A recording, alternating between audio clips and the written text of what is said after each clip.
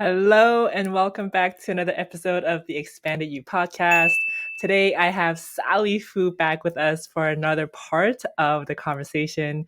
And we decided to do it a little differently today. We decided to have more of a conversation, friendly phone conversation, and just talk about some of the Asian stories of us growing up, how we were hanging out with our family, huge family with all our relatives, and how we grew up around the adults, the cousins, how we were scolded for not greeting our uncles or aunts, and how we basically grew up with more of the conservativeness, if I may say, of not wanting to voice out our feelings because we'll get scolded, and then finally kind of rebelling against our parents.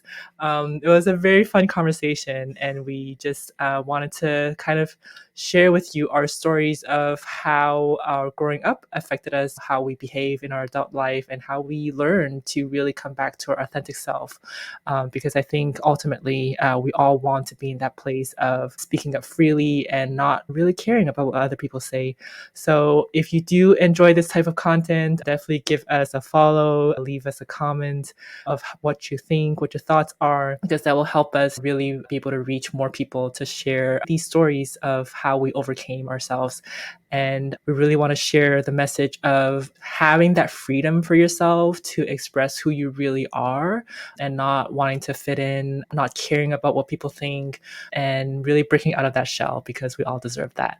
So if you haven't followed us, give us a follow. And without further ado, here is Sally Fu. Hello. Welcome back to another episode of the Expanded You Podcast. I have Sally Fu again with us for a second time. And truthfully, we did lose some of the data last time of the recording.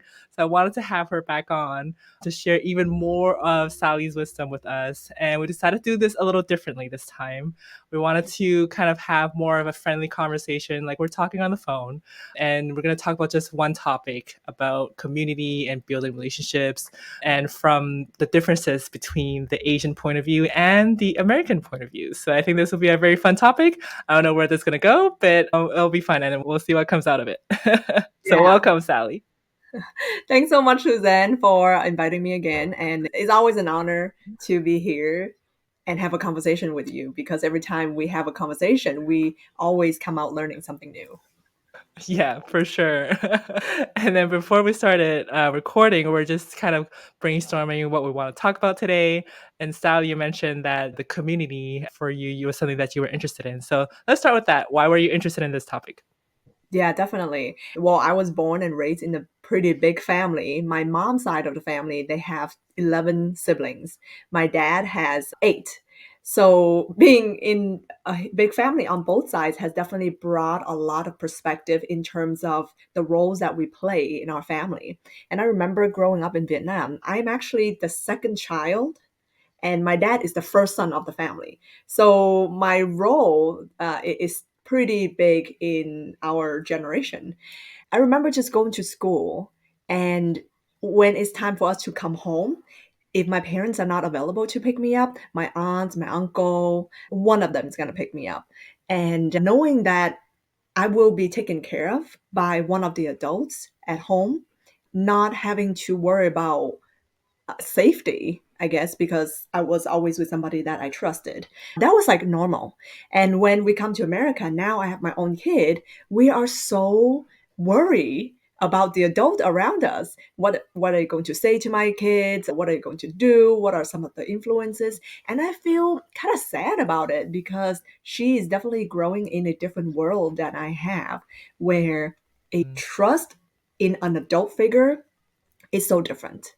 Right. So that is just the family relationship, the family community that I realize is so different from my generation being raised in Asia versus here.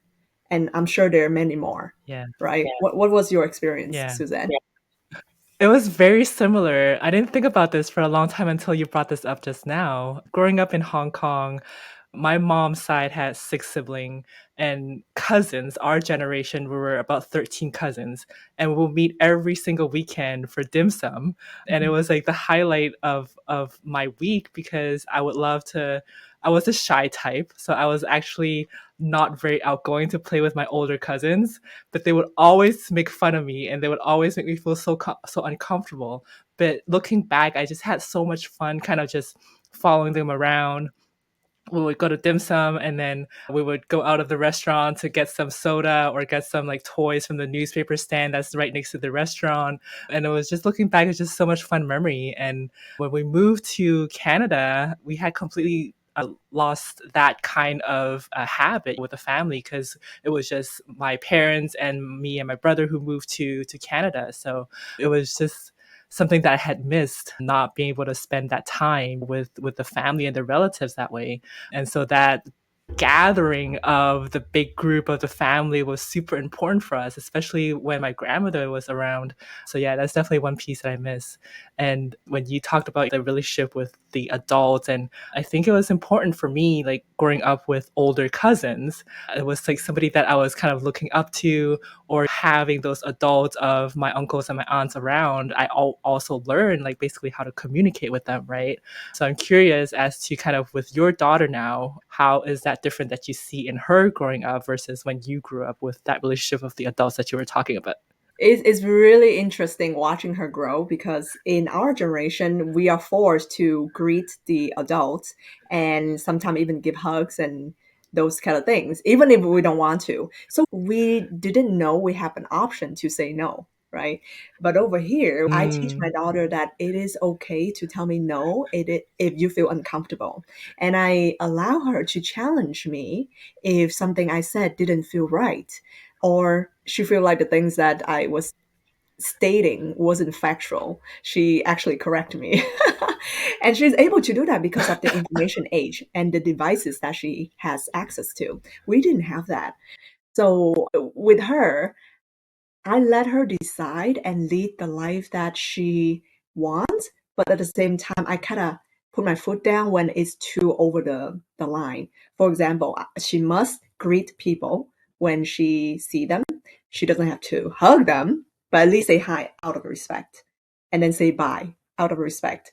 Whatever else, yeah. if they ask you a questions you don't feel comfortable, just say, "I'm sorry, I don't feel comfortable answering." Wow.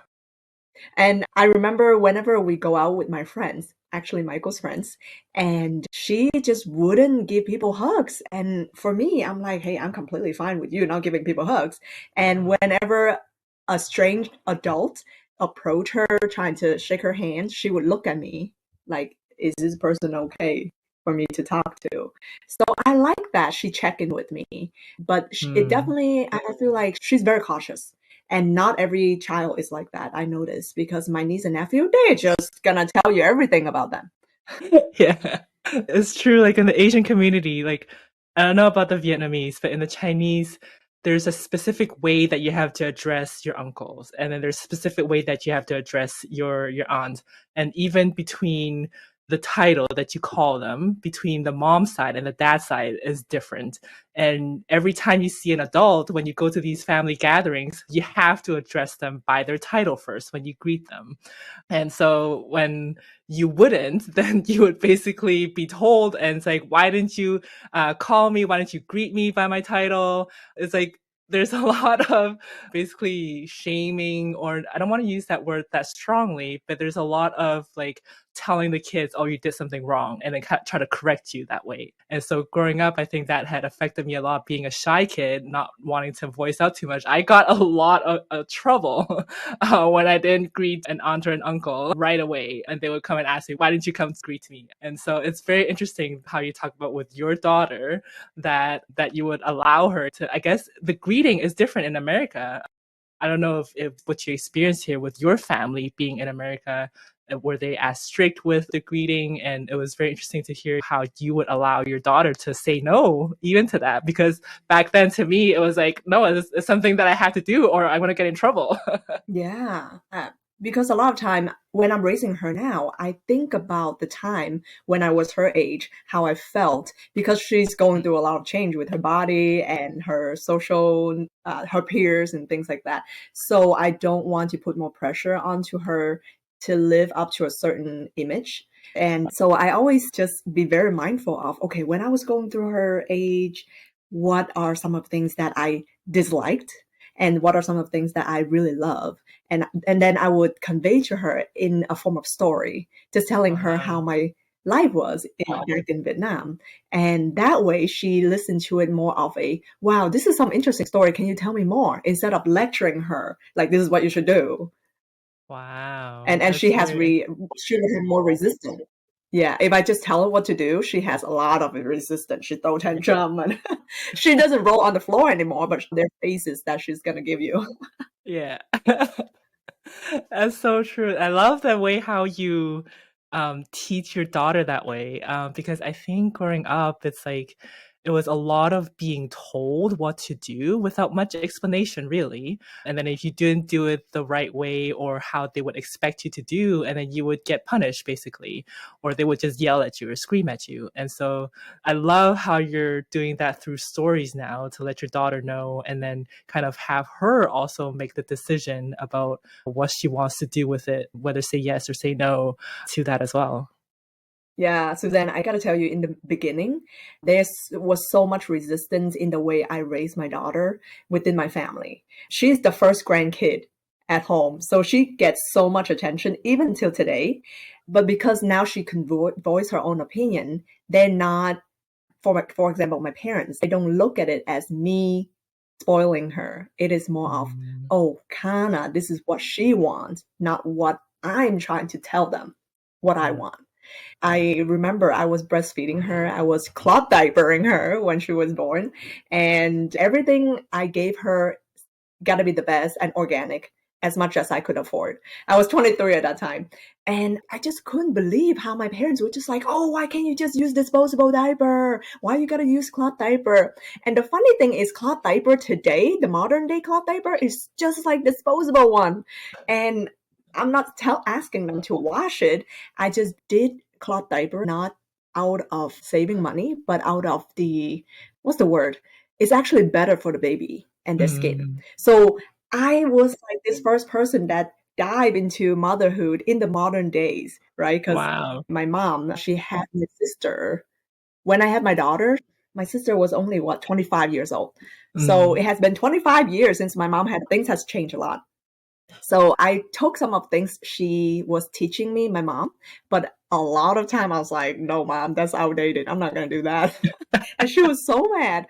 The energy between my mom and me and then having my daughter is like crazy. Two mama bears protecting Mm. the cub.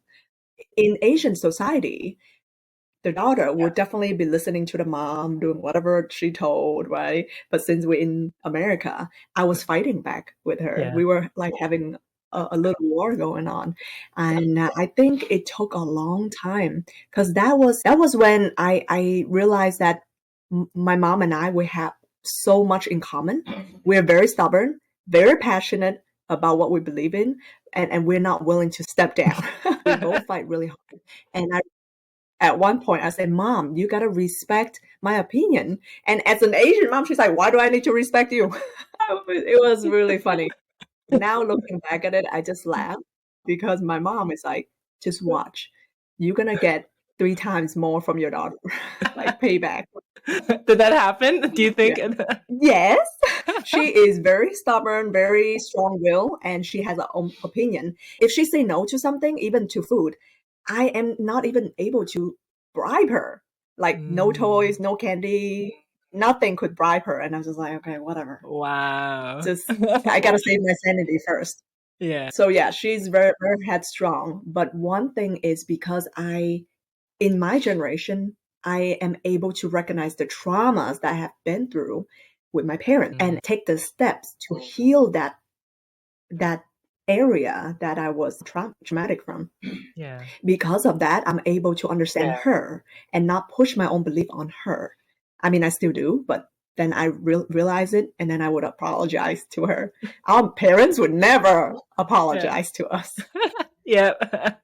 Is that your experience as well? Yeah, it was. I remember so clearly my mom would always ask us when we're going out. It's like she would ask us, "Are you cold?" And I would say, "No, I'm not cold."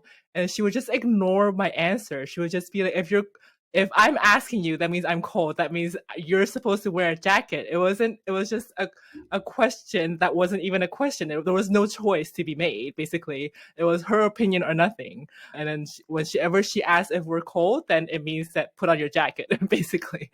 So it was Mm-hmm. something that I had to also learn in my own journey of being that obedient person, not wanting to disobey my mom's orders or her opinion that way.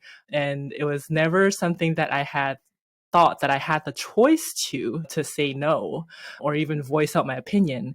And that has brought me kind of growing up as an adult, being afraid to share my opinion, being very, very insecure to have anything that I want to share, even in a group setting or in a meeting that way.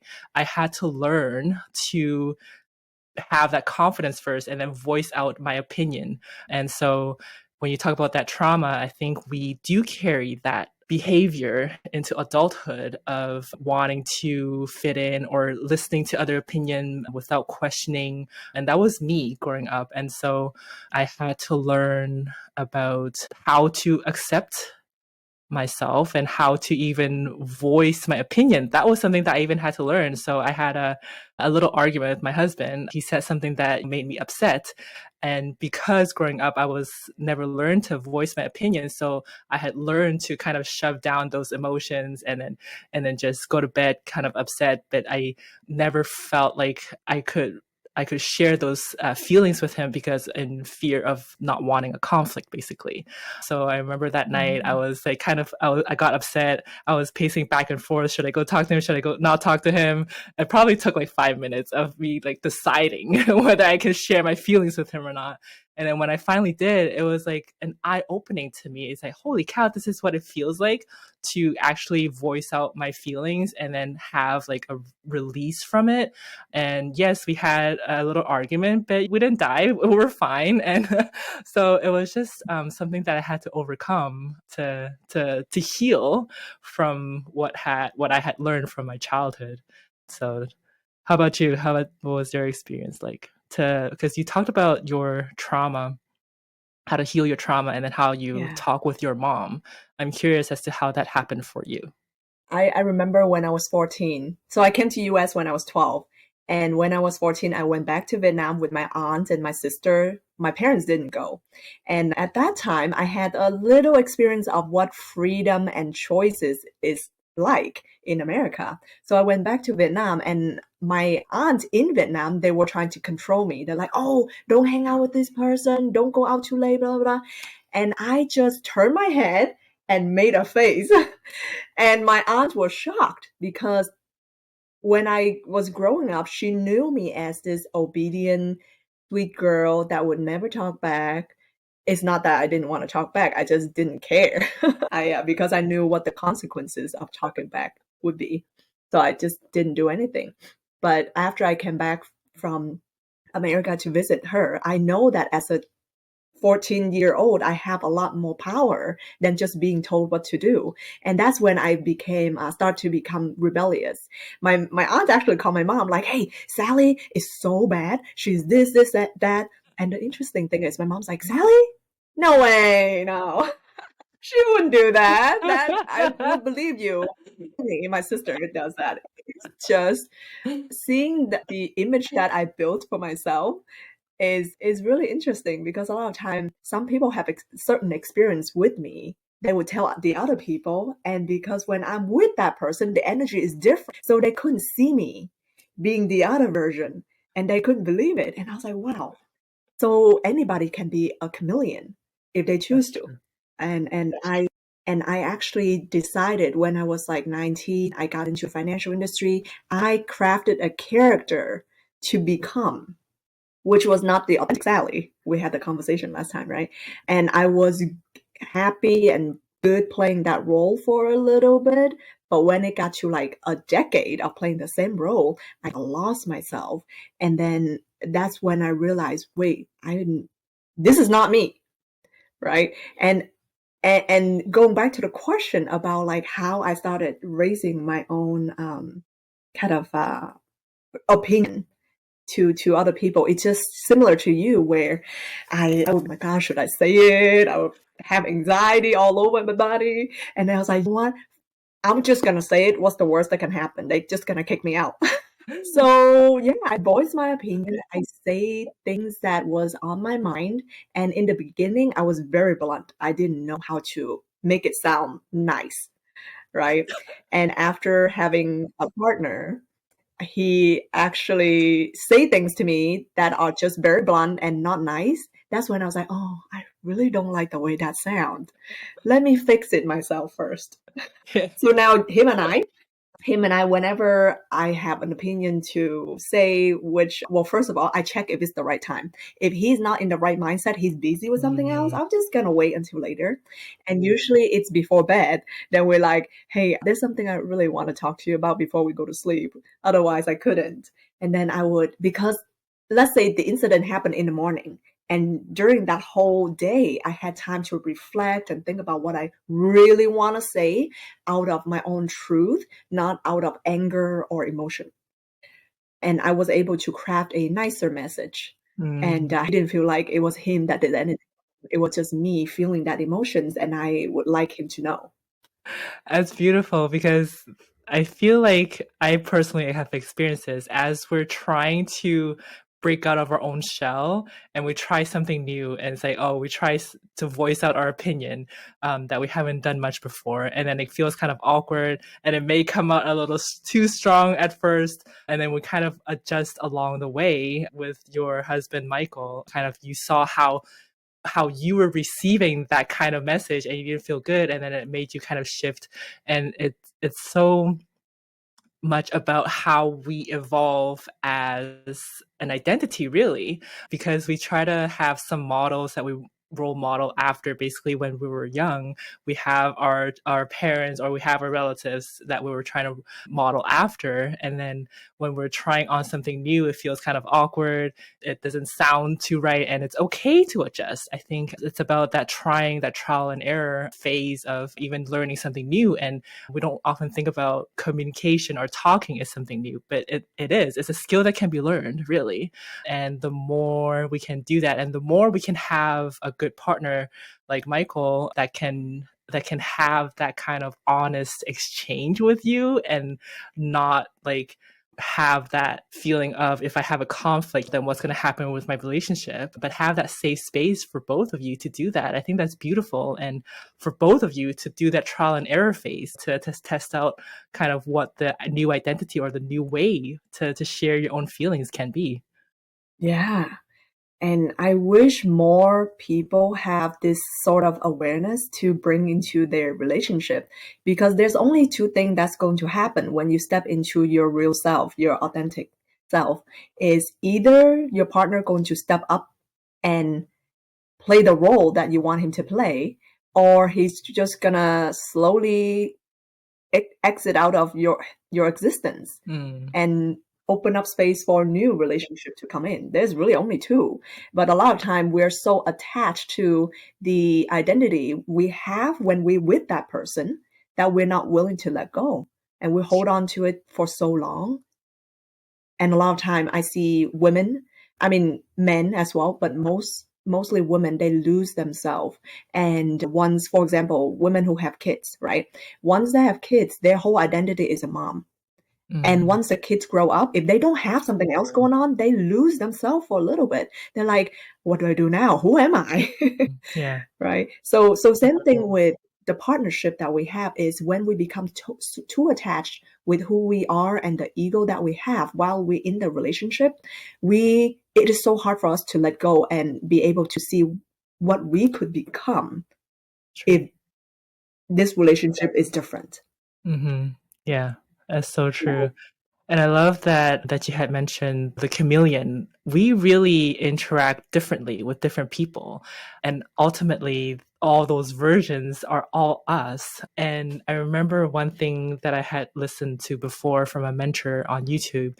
He had said that being a shy or introverted person, he was able to learn to become outgoing and to become talkative. And it's something that can be transformed, which I thought wasn't possible before. And it's like, our identity can be shifted if you can allow yourself to break out of that fear that Sally was exactly talking about, where we're so used to being that one person or that one character with our partner or with our family that it kind of feels weird and a little awkward to break out of that shell and to kind of bring in a more authentic version of ourselves that maybe we learned with our friends. I'm sure we all communicate with our friends differently than we do with our family sometimes. And some stuff that we learn to say with our friends, we learn to not say with our family. But it almost comes to like, well, why not? Because these are all the same authentic, true us, right? Why do we have different versions? And if it's coming from the place of wanting to hide that version of how we communicate with our friends, then okay, let's investigate into that. Let's like, why are we hiding, right? If it's coming from a place of, okay, I just want to respect and not like swear in front of my parents, then that is coming from a different intent than hiding. So I think that's a very interesting topic about that chameleon that we can be. And really, we keep on evolving that version of the chameleon even as we're growing up as an adult. We keep on adding in new components to our identity to really become more and more authentic to the, I guess, I don't know, what do you think? Can we become to the point where we're always the same authentic version of us regardless of who we interact with? I feel like the core values of who we are, for example, kindness, compassionate, maybe empathy, those values, let's say I have those values, right? I will be different person. I tend to become different person, depends on the vibe that I'm getting and depends on how they answer the questions. I actually naturally just pick the version that I want to be in front of them. But I still have those three core values whenever I speak to anybody. Maybe this person is in finance, then I bring out my financial knowledge, right? And then let's say I'm talking to you, you're not in finance but you're in coaching, I could come bring out my what I understand about coaching to talk to you, right? So I'm still authentic, but because of these three values. Wow. But then I have more added. That's how I feel. Yeah. I What do you think think? I think that's a very good analogy. It's like we all have a tool belt of different knowledge that we gathered from different people. And depending on who we interact with, then we pick out a little bit more of maybe the fun side with this person, or maybe a little bit more of the financial side with this person. But either way, it's just all in our tool belt that we already have. It's just we use maybe one side a little bit more with one person's versus another. And I love when you said that it's all based on the values that we have. It's like you talk about compassion and the kindness. We bring all of that to all the relationships that all the people that we interact with. And I think that's a beautiful way to put it as an analogy. I like that.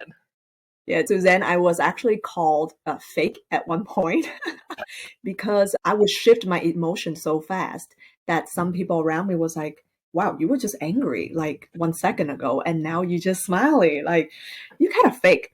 And that made me think. I think I was like 26, 27. And one of my associates mentioned that to me. And I was like, am I fake? Or is it something else? And I didn't have an answer at that time. But now I do, because like what we've been talking about is, first of all, if I'm angry and I stay angry, that means I don't have the control over my own emotion. That's it's emotion immaturity. And in our society, there's so much of that. People get to a certain state of emotion and they stay there for way too long and they think that is normal because everybody else is doing that, right? And when they get to experience and witness somebody like me push emotion just like that, they're like, hold on, are you something else? And it really threw them off of their reality. And I didn't know this, but they were not my crowd. I needed to get out, but I stuck with them for way too long. Yeah. You bring up a good point because I was fearful when people commented to me like that, oh, you're fake. And then I would start to question myself and I would actually start to even hide more of myself and say, oh, I should just be better about and act like how they would act so that I can fit in. And looking back, it's really when people react that way to you, whatever comments that they say, it's like the way how you act triggers something in them that made them feel uncomfortable. And I really want to make this point to the audience is that when people say something to you like that, it's never, never about you, but it's something that they haven't healed in themselves yet. That something's bothering them, but it came out as an attack to you, to how you're behaving. And I guess I'm still learning to let go of that and be okay with being myself, regardless of what people say. Yeah, I think that's a very good point that it's about people being triggered by how you act, but it's not about you acting in the wrong way or anything. You're just being yourself, and it's okay that you're trying on that chameleon suit and it feels a little awkward, but you're still being you yourself authentically. And if people cannot accept you for who you are, then maybe start to question whether you're in the right crowd or not, like Sally did, and I certainly did. Yeah, definitely. And now I get to talk. Let's talk a little bit about the community that we're building now, right? Mm, Because at that time in my 20s, very interestingly, I had a lot of success in my career, and that's it. Everything else in my life was really a mess. Like my personal relationship, romantically, was a mess. My relationship with my daughter wasn't good at that time because I was working so much. My parents, they barely got to see me. And I wonder how my mom felt when I wasn't home at like 2 or 3 in the morning. Like, she probably was so worried to the point where she numbed herself and just went to sleep. So I didn't think of any of that until I had the time to heal and reflect back to all those years that I was working my life away. Now, by the way, because I was so focused on my business, I had no friends. I saw my sister getting a Christmas gift, and I was like, how come I don't have friends giving me Christmas gift or even birthday gift? But my coworkers, my colleagues did give me some gift, but I don't really consider them as friends. So now coming back to today in the present time, building a community, I feel like because I'm so unwilling to step out of my authentic self just to please mm, somebody else, just to make them feel comfortable, I am able to build a more true circle of mm, friends. And I actually see my parents transforming. This is very interesting. I'm sure they don't do personal growth like I do, but I remember I was living in California and I spent a lot of time by myself, just healing, meditating. And every time I ask the question, who do I love the most? And my dad comes up, I would be bawling and crying, and I had no idea why.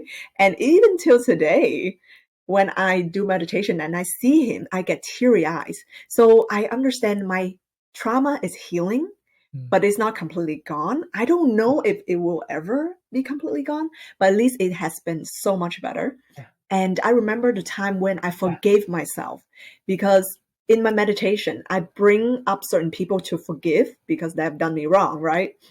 And one day when I asked, who do I need to forgive today? And I came up as a little girl, as I think I was like 6 in my vision. And she was just kind of alone, feeling shy, and she was really sad.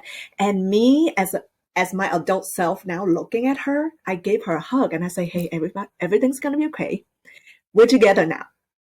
And I remember writing, gosh, I wrote something about my little Sally that was, I wish more people would write this letter to the little self, recognizing the pain and the traumas and the experiences that they both went through. Ourself now and our little self both went through together, but we left our little self there to deal with it. And we just moved on because it was just too much. Mm. So, and I remember coming back from Mother's Day, from traveling back to Minnesota for Mother's Day to obviously visit my mom. Otherwise, she would give me a lot of crap. I dropped her off at work. I didn't have a car here. So I took her car, I dropped her off at work. As I was dropping her off, she said, love you. And I was like, Wow. wow. That's huge as Asians to say those words. Yes, I had a big smile on my face after she walked into her work, and I was like, this is so amazing. I was just singing in my heart. I was like, la la la, going on about my day. And I was telling people, hey, my mom said, I love you to me. I was just so proud. And that was truly a groundbreaking moment for me because now I get to hear these things from my Asian parents that I thought I never would hear. Yeah. Yeah. That's funny you Yeah. mentioned And that. Good. yeah, I wanted to add something on. For Father's Day, I don't remember if I travel back or I moved back already, but this is when I was healing myself already. For Father's Day of 2021, I believe that's the time. I was just making food and I saw my dad. I was like, "Hey, happy Father's Day." Oh no, I'm sorry. My memory is weird. It was still Mother's Day and I was making food and my dad was like, "Hey, happy Mother's Day." And I was like, "Thank you. Do we get a kiss?" So he actually gave me a peck on the cheek. And I was Wow. like, "Wow. Yes, never do I remember my dad giving me a peck on the cheek." But that was Wow. when I was 31. Wow. What do you think Yes. shifted in them And I that was made like, them do that? I don't think anything shifted in them except for me. I Mm. was no longer around them as much, and I moved away and in California, and I was doing a lot of self healing. And I feel like because I self heal, the energy that I bring into the relationship between me and them is much lighter, much more fun. There's more humor, more love and compassion versus a lot of like this frustration that my gosh, whatever I tell them, they won't understand anyway. So Uh-huh. forget about it. That kind of Mm. mindset. Yeah, I think it was Wow. me who shifted more than them. Wow. That's very inspiring because I always hear when we shift our energy, the people around us will also shift automatically and sometimes even unconsciously. And I want to share the story with my dad. Like, I used to cry a lot thinking about my dad because I didn't grow up with my dad. When we moved to Canada, he decided to stay back in Hong Kong.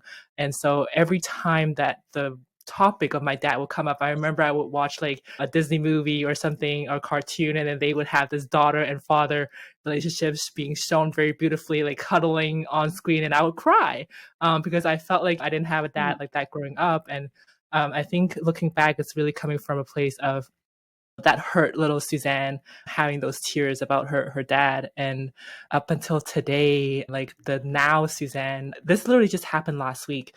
So I was talking with a friend and we're working through our personal relationship at home with my husband. And he mentioned something that when you can heal that fatherly relationship, that father wound, then you can also heal yourself in the intimate relationship. So I've been kind of focusing on that and learning about what mm, that really means. So for me, my dad is still in Hong Kong. We don't talk very often, and he's not the type to call you or to initiate the conversation. Very Asian and conservative, not very talkative kind of dad.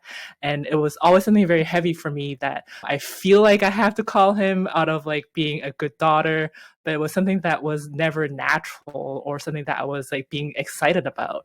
And just last week, I was going through some healing and some forgiveness meditation. And I kid you not, I had this pull, like I couldn't shake it off. I'm like, I have to call my dad. And it was just like immediately after the meditation, I call him up. And it was a beautiful conversation. It was like because I heal myself, I think, because I was able to let go of that heaviness, of that responsibility that, oh, I have to call my dad. I have to call my dad. It was just like I come from a point of view of I just want to connect with him and see how he's doing. And even though he may not fully understand everything that I'm going through, like this whole self-healing journey, like emotions, who the heck talks about talks about emotions, right? In the Asian community. He doesn't understand any of that. But I came in from a point of view of even though he doesn't understand what I'm going through, I just wanted to connect and let him know, kind of give him a little update of what's been going on. And it was just a very beautiful shift that I noticed. And I think like I can relate to when you're saying when you shift your energy, it shifts the energy in the others. And he was very happy and we had a very good light conversation, really, from my point of view, how I felt. So I think that that parental relationship that we have with our parents, especially Asians, I guess, with a dad figure, they don't speak much. It's heal yourself first. I guess that's a recommendation. Heal yourself first, and then you will shift the energy in the others. So I think that was beautiful what you said, Sally. That's amazing. And I think a lot of things that has helped me in life in this on this healing journey, because why is it that some people are willing to heal themselves and a lot of them are not? Healing is like having this infected wound that's been there for years and years, and you just put a band-aid over it to not see the ugliness underneath. But when you finally notice that, hey, this band-aid has been there for a long time, what's the purpose anyways? Let me take it off. And then you see, oh my gosh, there's pus on it. You gotta reopen the wound, scrape the scab off, pour some disinfectant, and it's painful. That's exactly how it is healing traumas. And honestly, it's even more painful than physical trauma because it's like invisible and nobody can tell you when it's gonna end, Yeah. right? Yeah. So it is tough. So kudos to you and I that we are recognizing this and healing in the Asian community. And even more importantly is we gotta speak up, because I'm sure there are other Asian like us that are feeling the same and not able to speak up. And the reason why I bring it up is because my daughter is one of the reasons why I want to become better. And when I watch her, now seeing her grow up as like a preteen, I'm like, there's so much change in her. I would tell her stories about like, hey, when you were little, this is what you did. You were so smiley. You wake up with a smile on your face. Now she wake up grumpy. And I tell her things that she would be doing as a baby. And you kind of thinking about it because I get to share with you the perspective of being a daughter and being a mom. And my mom probably remember me as that little Sally that she took care of and remembered my character at that time. Because as I grew up, I kind of leave my mom behind too. There's a lot of things I didn't tell her about me, the changes, the mistakes, and the success. And even when I speak on stage, I didn't even tell them. And I'm sure they would love to know as well. So my parents always remember me as this little Sally. That's why it doesn't matter how old I grow, I'm still that little girl. And then me right now seeing my daughter becoming a different person than how she was, I feel kind of sad because I remember how happy she was and how kind of daring she was to try new things. Now she's this version where she had to contemplate nothing before taking actions. She wake up grumpy. She a lot of these things. So as you had the conversation with your dad, I think he felt the energy of that little Suzanne that he was having conversation with, and that lifted his spirit. Yeah. Wow. Yeah. It's so true. That evolution of us when we're a child and we're that happy and giddy, and then we get into teenager and we get grumpy and we get frustrated. We don't want to talk with anybody. I feel like understanding this healing journey, and I want to kind of define a little bit the word trauma, because the word trauma sounds so huge in the regular mainstream world. Trauma means like just anything of the conditioning that we have experienced growing up, like not speaking up or hiding our feelings. That is what we're calling trauma, basically. It's really just is more about conditioning and just working through those conditionings that are not so serving to us and really letting go of all that conditioning. And so going back to your daughter's story of like when we are younger, we actually don't have as much conditioning yet. So we're in our true authentic self, joyful, happy, silly. And we say, why do we find kids so cute and so innocent? Because they can say whatever they want. And we don't blame them. We don't yell at them. And then the older we got, we say silly things or we disrespected an adult, and then now they yell at you, and then now you learn that, oh, I shouldn't say that. And we start to hide more and more of our true self. And then as a teenager, we are really figuring out kind of where our true identity is, because now we have the adults telling us what to do, and then we're trying to be more like fitting into the crowds and everything. So all that to say, it's like the true authentic self, I think, and tell me if you agree with this, Sally, is that we're going back to our childhood self. where we're silly and playful and we can voice our feelings like in any way without having a concern of what the other person will say. What do you think? I absolutely agree with you. It's so funny. The older we get, the more we should get back to who we were as a kid, right? I think like maybe 6-year-old is Yeah. good for me. Yeah. Well, maybe even younger, like 4 or 5, because when you're 4, you're still cute and people look at you like, oh, whatever you say, okay. But imagine this, you are still operating with your youthful self. Let's say 5-year-old Sally, right? I'm still youthful. I say whatever I want, but now I have the wiser Sally coming in Mhm. one entity. Like Yeah. all of this knowledge in one place. And when Jim Quick says that our brain is like a supercomputer, we really are. Yeah. And Yeah. AI did that. Mhm. Yeah. Oh, can I tell you something crazy? So I've been working a lot on on healing my energy recently, and I was comparing photos of myself a month ago versus yesterday, just a month difference. And I saw the difference that I saw that I noticed.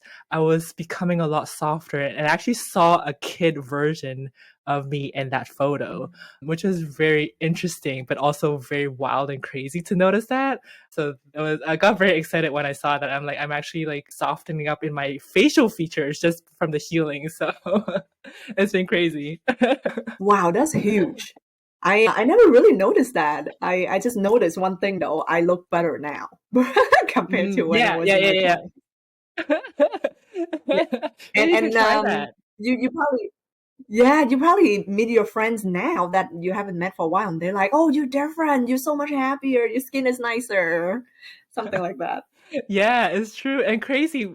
Just these past 2 weeks, I feel like I've gotten a lot more compliments from the people that I meet in the Pure Bar studio than I had ever before. And I know it's just the energy that I'm exuding, but it's been very interesting to observe that physical change inside of us and that people can observe it. You should try Wow, that. that's amazing. So, Yeah. okay, I will do. I actually been getting a lot of those compliments since I moved back to Minnesota and catch up Mm, with my old friends again. They're like, "Oh my gosh, Sally, you're so happier now, so much happier." I was like, yeah. "I know." Look back at your photos from a year ago. I'd be curious to see what you find out about yourself. Yeah, I'll do that. I'll do comparison, Yeah. photo to photo. One thing that I want to say, but this might not be true to everybody, because I noticed that the biggest self-growth journey for me is having a kid. And not Mm, it's not true for everybody. Why? Because I see other people having kids and their kids inherit all those conditioning and traumas, and because the parents are still unaware of their own conditioning and traumas. For me, because I'm compassionate and I have a lot of empathy, when I see myself putting all those conditioning on her, that's when I start questioning, is this really who I am? What are some of mm, the things that's going on here that I need to clear up so I can be more present as who I am authentically around my daughter, not those, like we said, conditioning for the last 30 something years, right? And if you want to go on to the ultimate self growth journey, having a kid. But don't have a kid just for that, though. I tell people, hey, I'm completely okay if you don't want kids. Please do not have kids if you don't want to. But if you feel like you could commit 100% in raising this child as a good, kind, compassionate human being, please, we need mm, more kids from yeah. you. That's so true. Service to the society. Yeah. And I can add to that, I don't have kids yet. And I can also add that if you don't want a kid, that relationships, being in an intimate relationships, really taught me a lot about the growth because a relationship is supposed to mirror back to you kind of where your areas that you can improve on. Let's just say that. And I've had tremendous growth just this past year, just by working on voicing out more in my relationship. So that's another area of growth. If you do decide to not have kids, definitely get into an intimate relationship if you don't have one yet. So either way, get in some sort of relationship. Yeah, very, very close relationship. Yeah, definitely. It's so there's so many topics to talk about. I know, right? I feel like we can do so much more of these topics. I think the last thing I want to say to wrap up on my end is that how I'm showing up in the world now. I hear people say, dress your age, right? And at Mm, first I was like, yeah, sure, I'll dress my age. And then now I'm thinking about, no, I'm gonna dress my mood when I go out. If I mm, feel like playful today, I'm going to wear brighter colors. If I feel like I want to be comfortable today, I'll wear like neutral colors with sneakers instead of heels and whatnot. And that's really how I approach life now, is that who do I want to be today? How do I want to show up today for someone else? I want to be playful today. I want to be professional today. I want to be caring today. I love that. Things like that. I love that. Yeah, I think that's a good question. One thing I want to add to that to finish off this round of conversation is it may feel scary to be the authentic self, but the more you're able to step into it, the more free that you're going to feel and the more Mm, constraints you're going to be adding to yourself. So really hone into that fear. That's all I'm going to add to it. amazing. That's so beautiful, Suzanne. I had so So much proud of all the fun. healings you're going through. You too. I think if it weren't for our own healing, we wouldn't be able to have this relationship, even this friendship that we have, which has been so beautiful. So really love you for that. Thank you, Sally. Oh, I agree. Completely agree. And Kana's been here the whole time listening to us. So I think she has got some nuggets out of this. Yeah. And for all those who are listening to us, if you did enjoy this style of our podcast episode, definitely drop your comments down below. If you have any other topics, Asian taboos, Asian cultural things that you've gone through in the past, definitely let us know in the comments so that we can have more of these conversations with you and share our own experiences and really have some fun talking about our growing up adventures. Right. Thank you, Suzanne, for having me on here. Thank you, Sally. We'll see you guys next time. Bye.